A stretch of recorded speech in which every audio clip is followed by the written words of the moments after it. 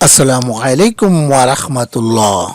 প্রিয় দর্শক, আজ আমি আপনাদেরকে জানাবো হযরত হাসান বসরি রাহমাতুল্লাহ আলাইহিস সালামকে একজনের একটি প্রশ্ন এবং হাসান বসরি রাহমাতুল্লাহ আলাইহিস সালামের সেই উত্তরটি। বিসমিল্লাহির রহমানির রহিম।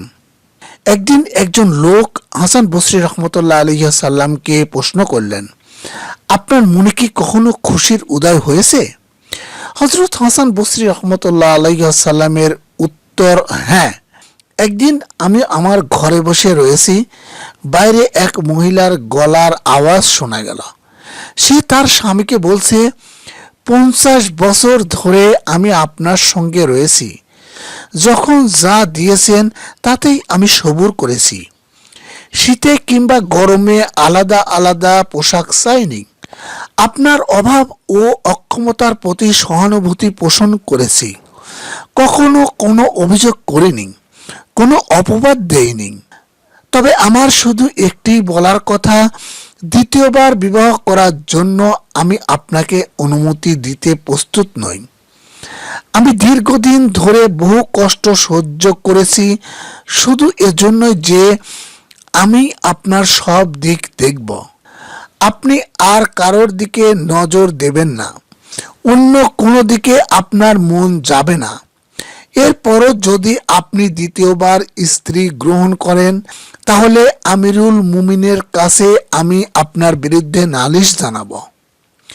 হযরত হাসান বসরি রাহমাতুল্লাহ আলাইহিস সালাম বললেন, মহিলার একথা শুনে আমার চোখে পানি গড়ালো। আমি এর দৃষ্টান্ত খুঁজতে লাগলাম। শেষ পর্যন্ত কোরআনের একটি আয়াত মনে পড়ে গেল, নিশ্চয়ই আল্লাহ যাকে ইচ্ছা ক্ষমা করবেন, কিন্তু যারা তার সাথে অন্যকে শরিক করে তাদের তিনি ক্ষমা করবেন না। অর্থাৎ কোরআনের আয়াতটির সঙ্গে স্ত্রী লোকটির বক্তব্যে রয়েছে গভীর সামঞ্জস্য। আরও একটি প্রশ্ন, আপনার অবস্থা কি?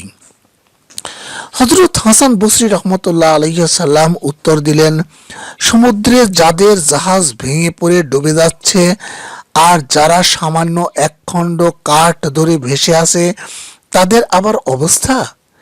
তাদের অবস্থা তো দুঃখজনক, আমারও অবস্থা তাই। এক ঈদের দিনে তিনি কোথায় যাচ্ছেন? দেখলেন রাস্তার পাশে একদল তরুণ বেশ আমোদ আহ্লাদ করছেন। তার মন্তব্য, এরা নিজেদের অবস্থা সম্পর্কে কিছুই জানে না। সে সম্পর্কে কিছু না জেনে এরা কিভাবে আমোদ ফুর্তি করতে পারে?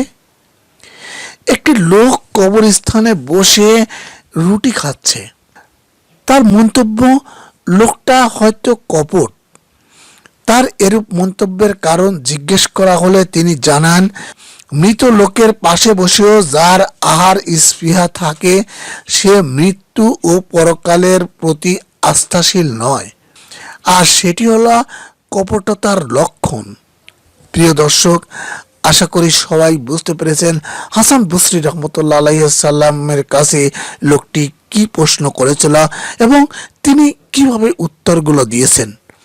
যারা চ্যানেলটিতে নতুন এসেছেন তাদেরকে অনুরোধ করছি সাবস্ক্রাইব, শেয়ার এবং লাইক করার জন্য এবং সেই সঙ্গে ইসলামী বিভিন্ন বিষয় প্রচারে সহযোগিতা করার জন্য।